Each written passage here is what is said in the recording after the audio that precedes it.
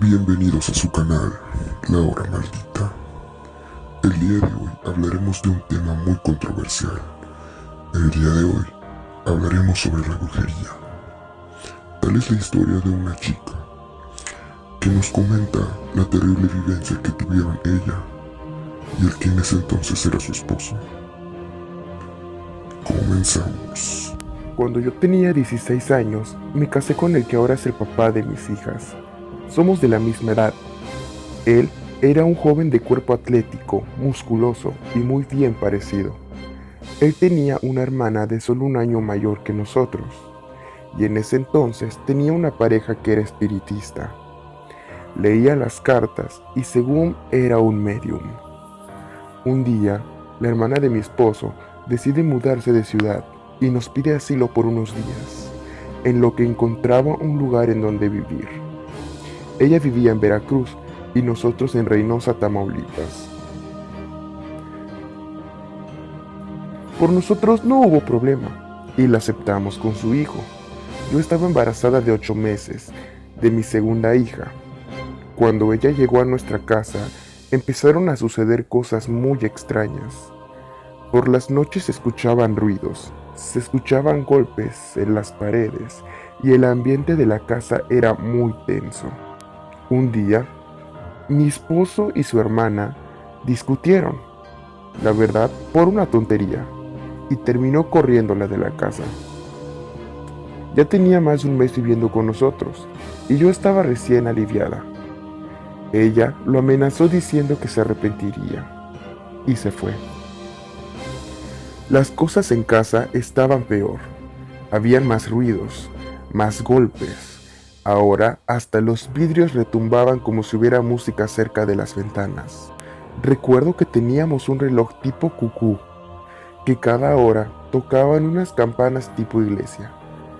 Eran alrededor de las 11 p.m. y mi esposo y yo estábamos hablando en nuestra habitación.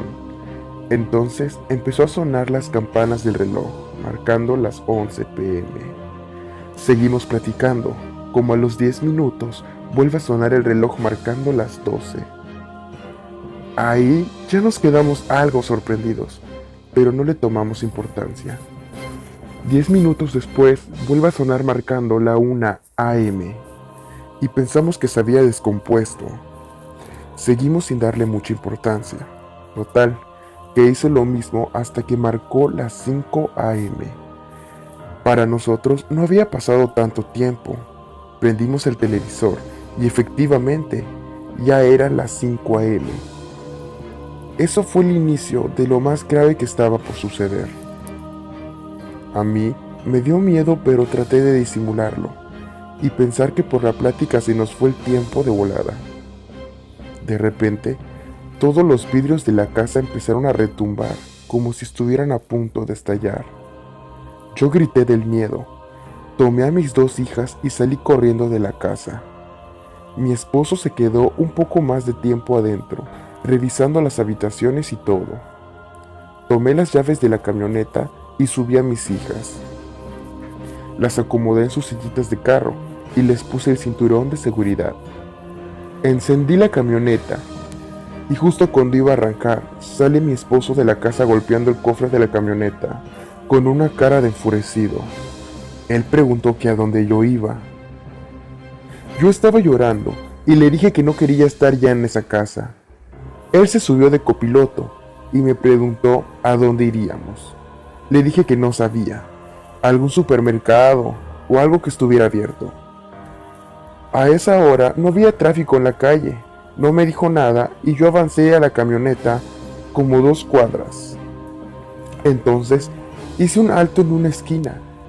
Y justo cuando iba a doblar, él me giró el volante con mucha fuerza y me gritó: "Fíjate, casi atropellas a la señora. ¿No estás viendo o qué?". Sentí un pánico porque no había nadie. Las calles estaban solas y aún estaba oscuro. Le pregunté: "¿Cuál señora?". Y él me dijo: "La señora que iba cruzando la calle. ¿Acaso no la viste o qué?". Empecé a llorar en silencio y seguí mi camino a una farmacia que estaba abierta a las 24 horas. Me estacioné y ahí dormí unos minutos. Cuando ya empezó a haber más movimiento de tráfico, como a las 7 a.m., me regresé a la casa por pañales y leche.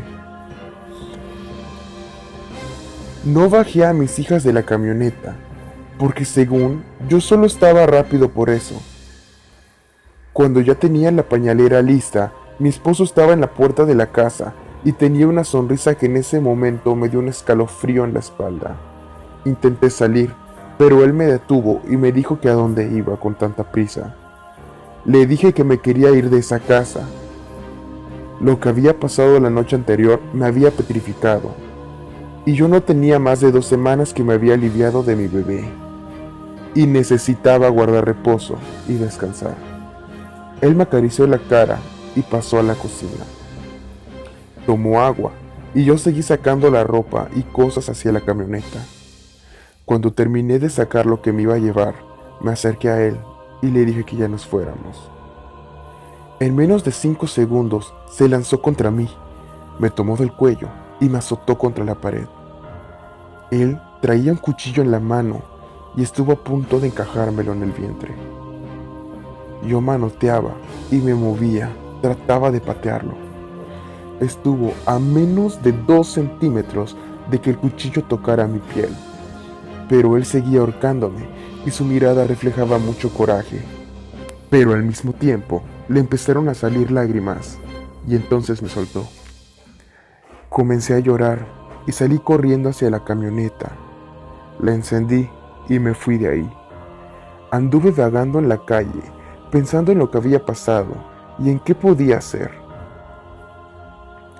Enfrente de mi casa vivía un hermano de los Testigos de Jehová, que varias veces había ido a darnos revistas e invitarnos a sus reuniones. Decidí ir a verlo, platicarle lo que había pasado. Llegué a la casa, estacioné la camioneta y me bajé con las 2 niñas. Me fui inmediatamente con ese vecino, ni siquiera entré a mi casa. Le platicé al vecino lo que había pasado y él me preguntó por mi esposo, que dónde estaba. Le dije que yo lo había dejado en la casa y no sabía si aún seguía ahí. Ambos fuimos a la casa, abrí la puerta y con miedo me asomé. Él estaba tranquilamente jugando Xbox en el cuarto. Volteó, me vio y dijo: ¿le llegaste? Súper normal, como si no hubiera pasado nada.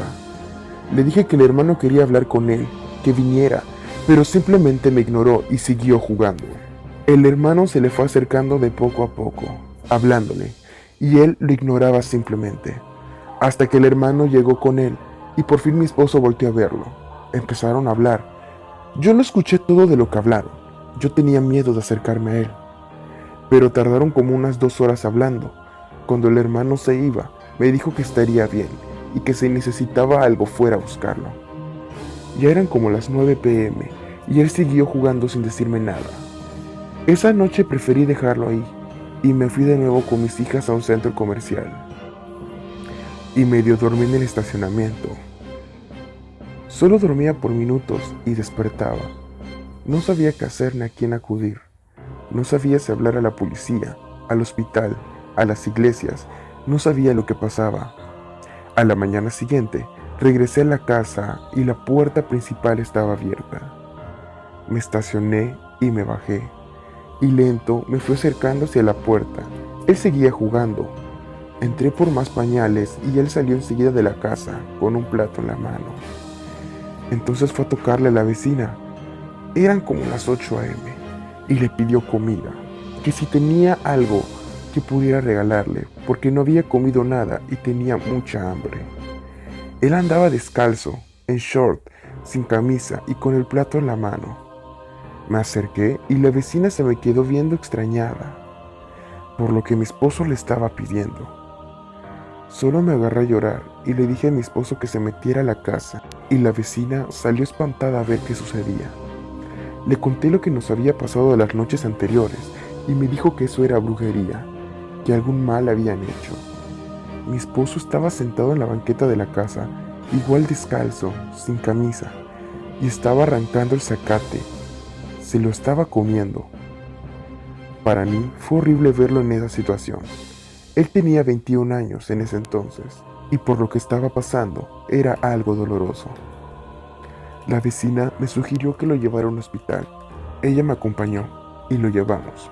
Entré, le platicé al doctor lo que pasaba y el doctor me dijo que parecía ser un caso de esquizofrenia, pero para más seguridad le harían un TAC, unas radiografías del cerebro.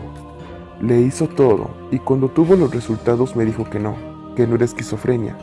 Y recuerdo que me mostró las radiografías y me explicó en qué consistía y todo eso. Entonces sugirió que probablemente era algo psiquiátrico y me recomendó un médico para que lo atendiera. Mi esposo seguía con una mirada perdida. Para ese entonces parecía como si no estuviera ahí, saliendo del hospital. Le hablé a su mamá por el teléfono y le expliqué lo que pasaba. Ella vivía en Veracruz. La mamá al principio no me creyó, pero él no quería hablar por teléfono con ella. Las siguientes 2 noches lo seguí dejando él con la casa y yo dormí con mis bebés en la camioneta, afuera del centro comercial, hasta que no aguanté. La familia más cercana de él vivía como 1 hora. Eran las 3 a.m. cuando tomé la decisión de llevarlo a sus familiares. Yo no podía lidiar sola con él así. Regresé a la casa por él, lo subí a la camioneta y tomé algo de ropa de él.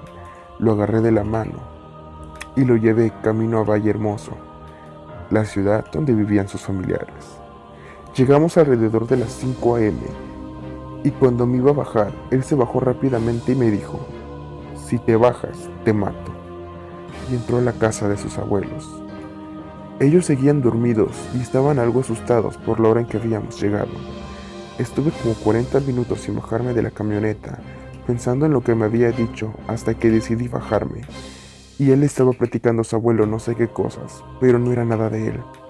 Yo empecé a llorar y abracé a su abuelo y le pedí ayuda. Ya le platiqué todo y cuando terminé, mágicamente a mi esposo se le puso la mente en blanco. Literalmente, parecía un niño pequeño. Se le había olvidado cómo hablar. Parecía asustado, perdido y confundido. Miraba a todas partes, como que no reconocía dónde estaba. Y no reconocía a sus abuelos, ni a nadie, solo a mí. Lloraba y me abrazaba, como un niño asustado, y se aferraba a mí, y veía con miedo a su alrededor. Ya no pude con eso. No me había recuperado de mi parto. Tenía una bebé recién nacida que necesitaba de mí. Él ya había perdido muchos días de trabajo, y aparte lidiar con él. Y aún no sabía ni con quién acudir por ayuda. Decidí dejarlo ahí con sus abuelos, y que ellos se encargaran de él. A lo mejor fui mala, al ya no querer esa responsabilidad, pero era algo más allá de mi alcance, y mis hijas me necesitaban. La verdad, no sé qué harían con él, si lo llevarían con algún psiquiatra o algo. A los 2 años me divorcié. Y sé que hasta la fecha él no se ha recuperado del todo. Aún habla cosas incoherentes y no puede tener una conversación normal con alguien. Se pierde en su mente. Sus papás se vinieron desde Veracruz para cuidarlo. Actualmente vive con ellos. No supe si volvió a hablar con su hermana, pero a mí nadie me saca de la cabeza que su hermana y su marido espiritista le hicieron ese daño. Yo jamás lo volví a ver. Solo se sigue preguntando por mí. Mañana mi bebé cumple 5 años. Ya 5 años de esa horrible experiencia. No olvides suscribirte a nuestro canal de YouTube. Recuerda siempre presionar la campanita para que nuestras notificaciones te lleguen apenas subamos un nuevo video. Si quieres contarnos tu historia, no dudes en seguirnos en la página de Facebook @lahora_maldita123 y puedas contarnos tu historia por un mensaje. Nos vemos en el siguiente video y que tengas muchas pesadillas.